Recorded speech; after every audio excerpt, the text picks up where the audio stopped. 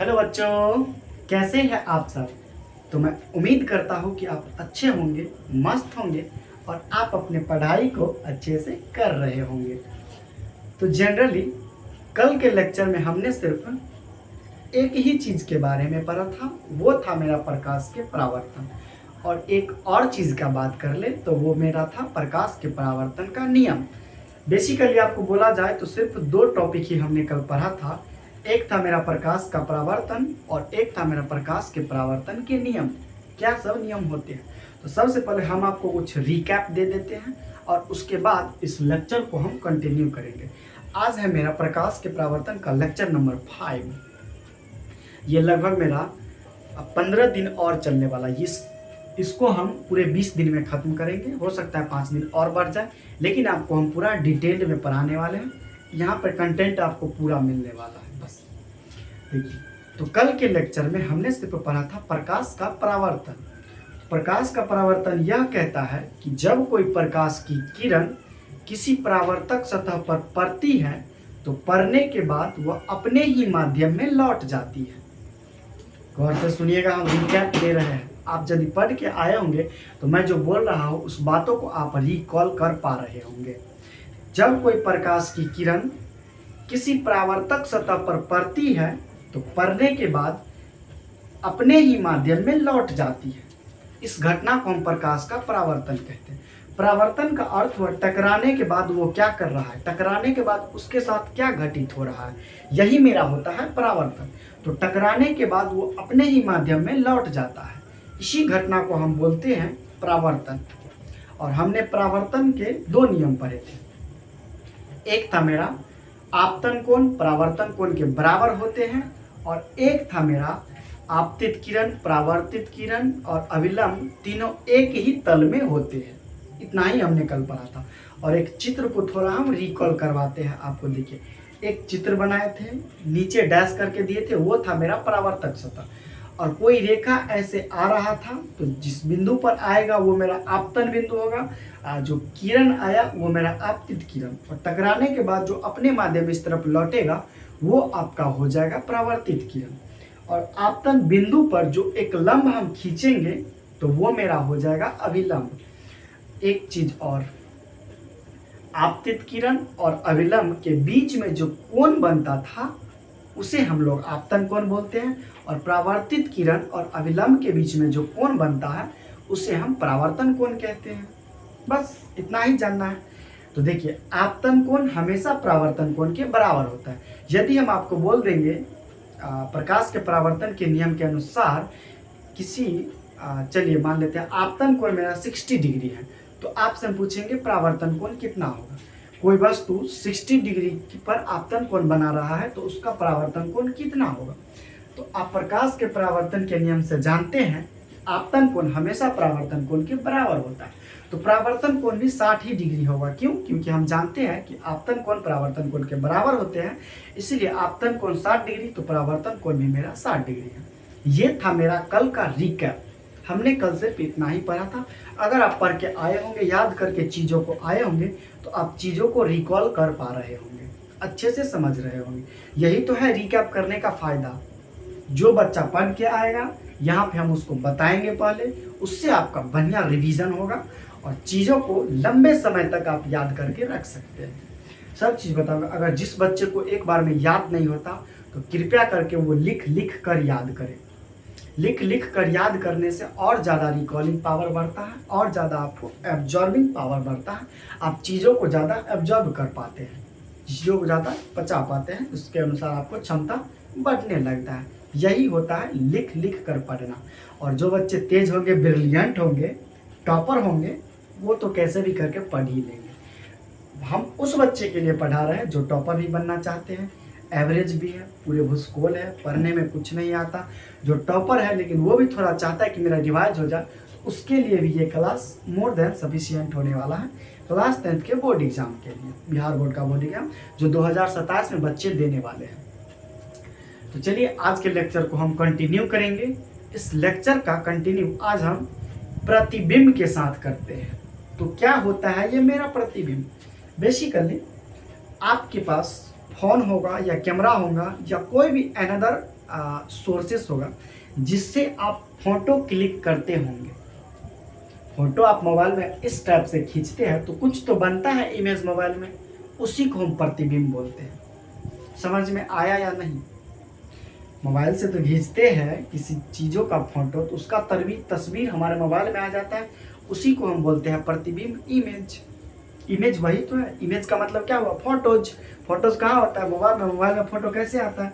किसी चीज़ को हम खींचते हैं मोबाइल को ऐसे करके, उसी को हम बोलते हैं प्रतिबिंब। इसका परिभाषा हमने आपको लिख के लाया है टाइम को बचाने के लिए। आप इस स्क्रीन को पॉज कीजिए और लिखिए। इसके लिए आपको पूरे 20 सेकेंड टाइम मिलता है, 20 सेकंड का टाइम मिलते हैं। इसके बाद इस लेक्चर को हम कंटिन्यू करेंगे। आप इसको पहले नोट कर लीजिए, नोट करने के बाद हम सारा चीज़ समझाएंगे। नहीं, पहले हम आपको समझा देते हैं, फिर आप नोट कर लीजिए। किसी बिंदु वस्तु से आ रही प्रकाश की किरण। अब मेरा प्रकाश का किरण कहाँ से आएगा? कोई ना कोई स्रोत से ही आएगा। ऐसे थोड़ी है कि कहीं अनार है वहाँ से भी आ सकता है, नहीं अंधेरा है वहाँ से भी आ सकता है, ये पॉसिबल ही नहीं है। तो प्रकाश का किरण वहां से आएगा जहां कोई ना कोई प्रकाश के निकलने का स्रोत होगा। तो यही मेरा बोल रहा है, किसी बिंदु वस्तु से आ रही प्रकाश की किरणें दर्पण से परावर्तन या अपवर्तन के बाद। इसका मतलब क्या हुआ?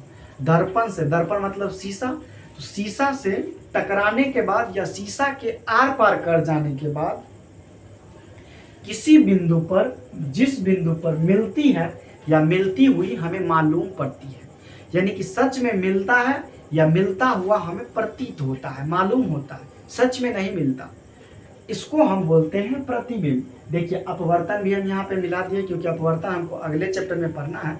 यदि आप प्रकाश का परावर्तन पूरे अच्छे तरीके से समझ जाएंगे तो प्रकाश के अपवर्तन का आपको 99% चीजें आपको समझ में आ जाएगा। बस यहाँ पे हम दर्पण पढ़ते हैं तो वहाँ पे हम लेंस पढ़ेंगे, बस इतना ही। बाकी बात आपको सारा चीज वहाँ पे सेम आने वाला। सबसे पहले आप इसको नोट कीजिए और नोट करने के बाद आप कमेंट में लिखिए डन, ताकि हम इस लेक्चर को आगे बढ़ाएं। इसको नोट कर लीजिए। आज हम प्रतिबिंब जानने वाले हैं, प्रतिबिंब के प्रकार और उसके प्रकारों का वर्णन क्या होता है, ये वास्तविक काल्पनिक सब चीज़ के बारे में पढ़ेंगे। आप पहले इसको नोट कीजिए। इसके लिए आपको पूरे 20 सेकेंड का टाइम मिलता है, इसको नोट कीजिए।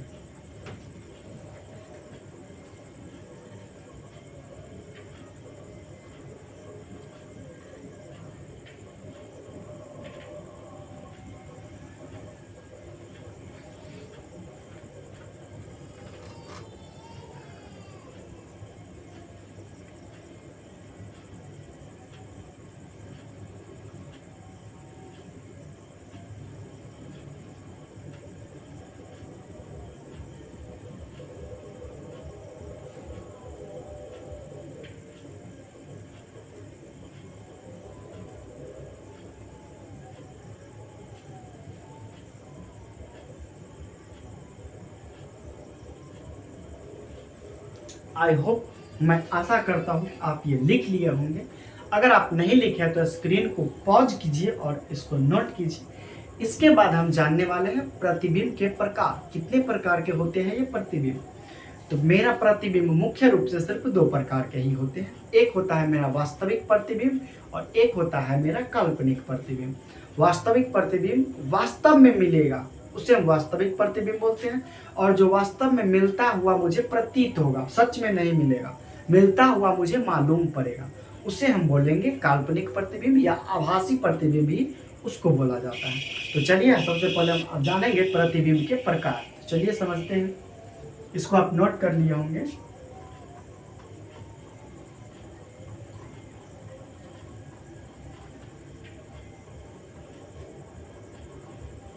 अब हम जानेंगे प्रतिबिंब के प्रकार।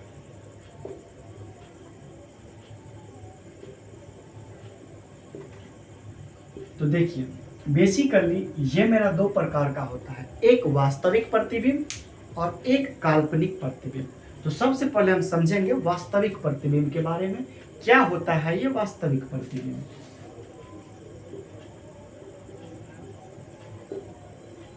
वास्तविक प्रतिबिंब आप साथ साथ नोट करते जाइए और नोट करने के बाद हम आपको समझाएंगे। देखिए वास्तविक प्रतिबिंब लिखिए, किसी बिंदु वस्तु से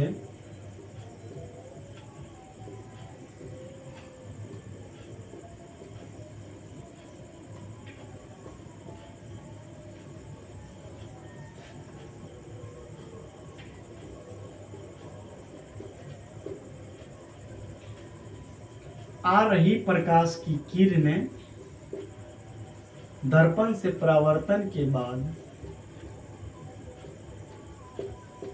दर्पण से परावर्तन के बाद जिस बिंदु पर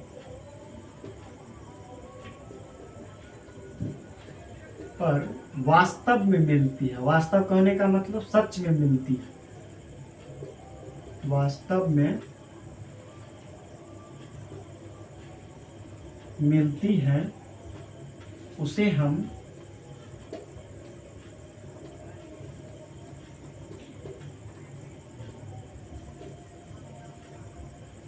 वास्तविक प्रतिबिंब कहते हैं। वास्तविक प्रतिबिंब कहते हैं। सबसे पहले आपको करना क्या है, ये जो डिफिनेशन लिखा है उसको नोट कीजिए। पहले आपको समझा देते हैं, फिर आप नोट कीजिएगा। और इस डिफिनेशन को नोट करने के बाद इस वास्तविक प्रतिबिंब का हम दो नोट समझेंगे। और वास्तविक प्रतिबिंब का दो नोट समझने के बाद एक पढ़ेंगे काल्पनिक प्रतिबिंब, और काल्पनिक प्रतिबिंब का नोट समझेंगे। और आपको एक चीज़ और हम समझाएंगे, एडिशनल होगी, वेरी वेरी इंपॉर्टेंट है, मोस्ट इंपॉर्टेंट। चलिए पहले इसको आप नोट कीजिए। सबसे पहले आपको समझिए, किसी बिंदु वस्तु से आ रही प्रकाश की किरणें, वही बात, प्रकाश की किरण कहाँ से आएगा, कहीं स्रोत होगा तभी तो प्रकाश का स्रोत होगा, वहीं से तो प्रकाश की किरण आएगा। तो दर्पण से परावर्तन के बाद, यानी कि दर्पण से टकराने के बाद जिस बिंदु पर सच में मिलती है उसे हम वास्तविक प्रतिबिंब कहते हैं। बस इतना ही हमको समझना है। वास्तविक प्रतिबिंब आप लिखिए, इसके बाद हम दो नोट लिखाएंगे, उसके बाद काल्पनिक प्रतिबिंब पढ़ेंगे, फिर हम दो नोट लिखाएंगे और वास्तविक और काल्पनिक प्रतिबिंब में अंतर लिख के आज के लेक्चर को हम यहीं पे एंड कर देंगे। पहले आप इसको लिखिए।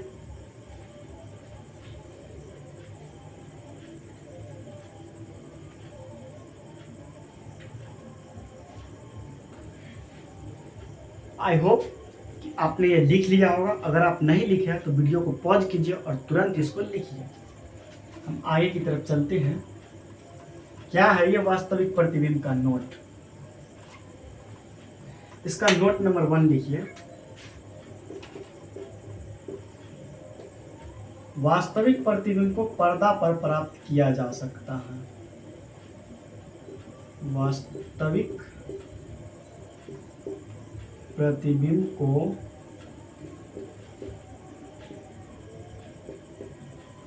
पर्दा पर प्राप्त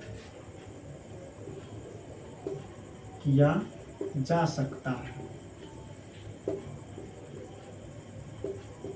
और अगला लिखिए, नोट नंबर 2, वास्तविक प्रतिबिंब हमेशा उल्टा प्रतिबिंब बनाता है। वास्तविक प्रतिबिंब वस्तु की अपेक्षा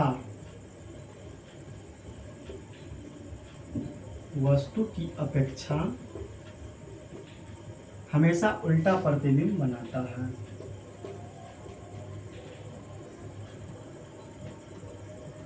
हमेशा उल्टा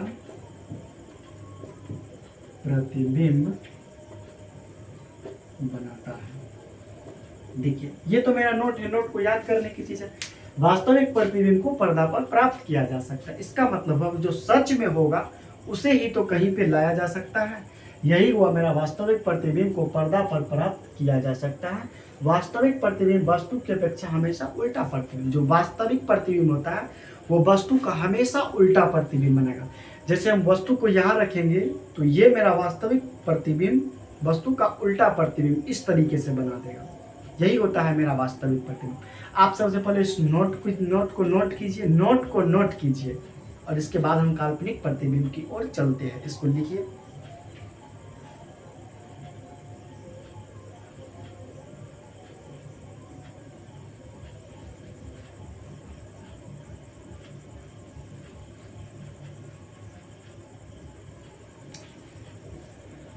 आई होप कि आपने ये नोट कर लिया होगा। चलिए आगे की तरफ हम चलते हैं।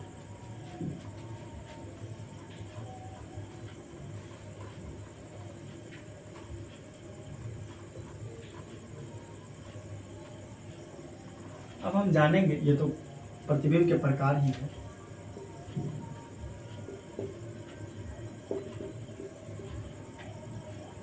दूसरा जानने वाले हैं हम काल्पनिक प्रतिबिंब के बारे में।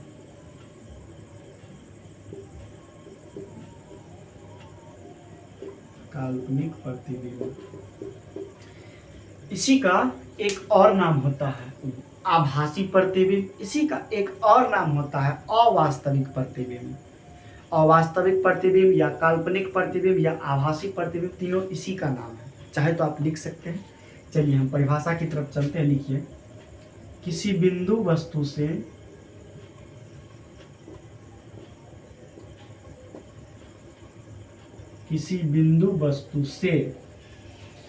आ रही प्रकाश की किरण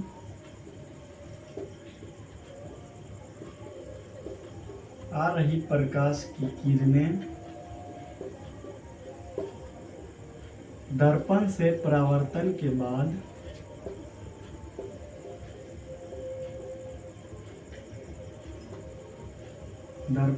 परावर्तन के बाद जिस बिंदु पर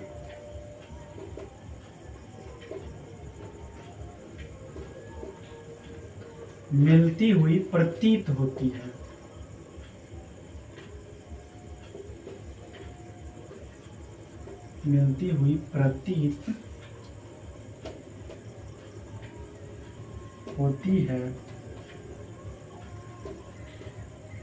उसे हम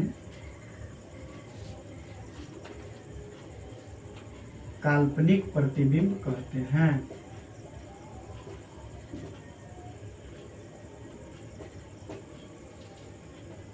देखिए, बेसिकली ये हो, किसी बिंदु वस्तु से आ रही प्रकाश की किरणें, फिर से वही बात, वही नौटंकी फिर से चल रही है। क्या चल रही है कि कोई प्रकाश की किरण वहां से आएगा जहां उस वस्तु प्रकाश का स्रोत होगा, तभी तो वहां से प्रकाश आएगा। तो वही है मेरा प्रकाश, दर्पण से परावर्तन के बाद जिस बिंदु पर मिलती हुई प्रतीत होती है, लेकिन सच में नहीं मिलता, मिलती हुई हमको प्रतीत यानी कि मिलता हुआ हमको मालूम होता है, सच में दिखाई नहीं देता, उसे ही हम काल्पनिक प्रतिबिंब कहते हैं, उसे ही हम आभासी प्रतिबिंब कहते हैं, उसे ही हम अवास्तविक प्रतिबिंब कहते हैं। इसको आप नोट कर लीजिए। इसके बाद हम इसके दो नोट लिखाएंगे फिर से, और नोट लिखाने के बाद दोनों में अंतर लिखाएंगे और आज के क्वेश्चन को, क्लास को यहीं पे एंड करेंगे। चलिए नोट कीजिए पहले।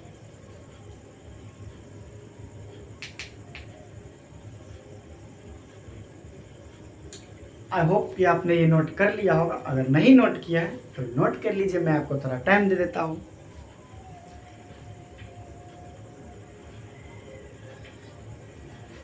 चलिए, आई होप कि आपने ये नोट कर लिया होगा। अब तो नोट कर लिए होगे, अगर नहीं नोट किया है तो स्क्रीन को पॉज कीजिए और तुरंत इसको नोट कीजिए। चलते हैं हम आगे की ओर।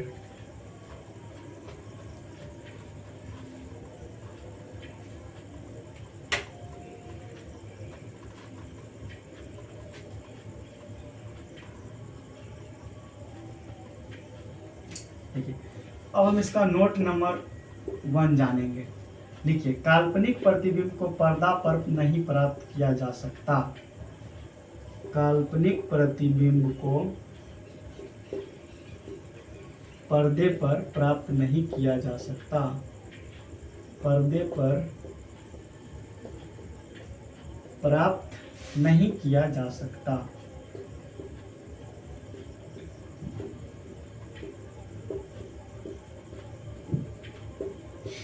नहीं किया जा सकता। नोट नंबर 2, आप साथ साथ लिखते चलिए। काल्पनिक प्रतिबिंब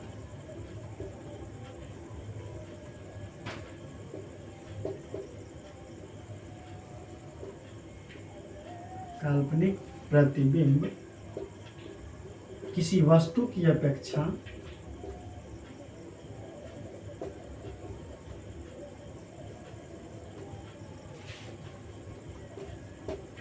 सीधा प्रतिबिंब बनाता है।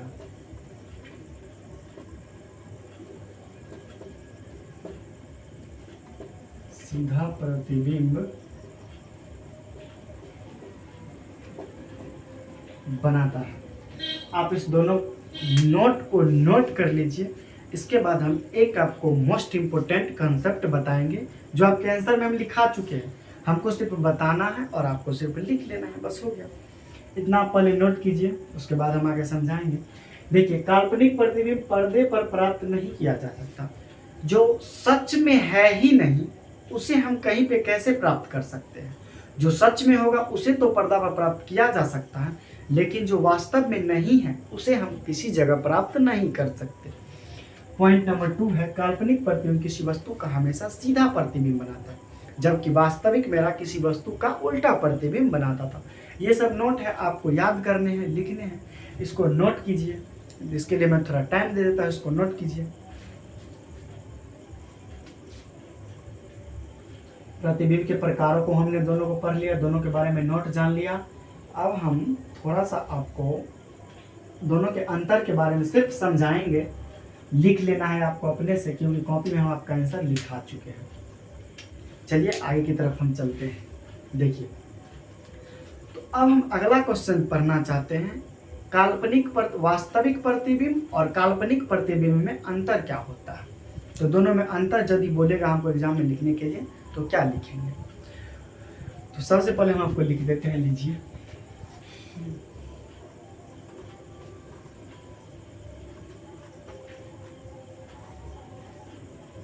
देखिए, एक तो हम इस तरफ लिखेंगे वास्तविक प्रतिबिंब,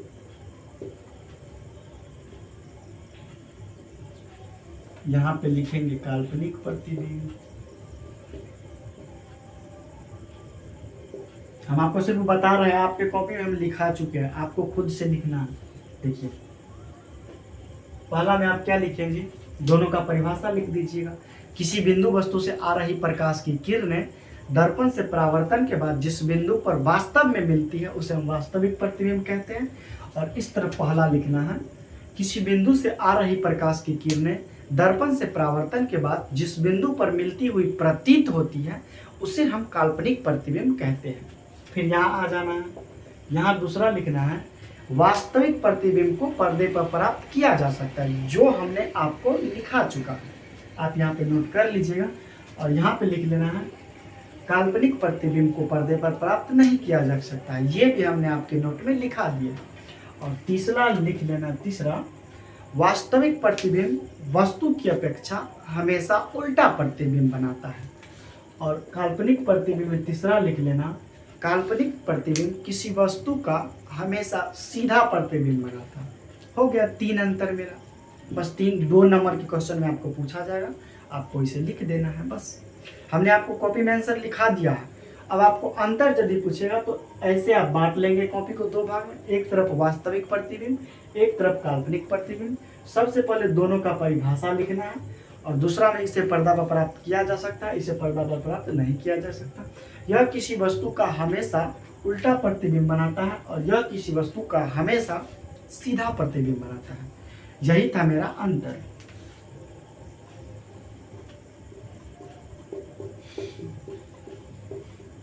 तो आज के लिए इतना ही, मिलते हैं नेक्स्ट वीडियो में। तब तक के लिए थैंक यू। पढ़ते रहे, मुस्कुराते रहे और खिलखिलाते रहे, और पढ़ाई जरूर करते रहे, क्योंकि काम पढ़ने से चलेगा, सिर्फ मुस्कुराने से नहीं। मिलते हैं नेक्स्ट वीडियो में, तब तक के लिए थैंक यू, बाय।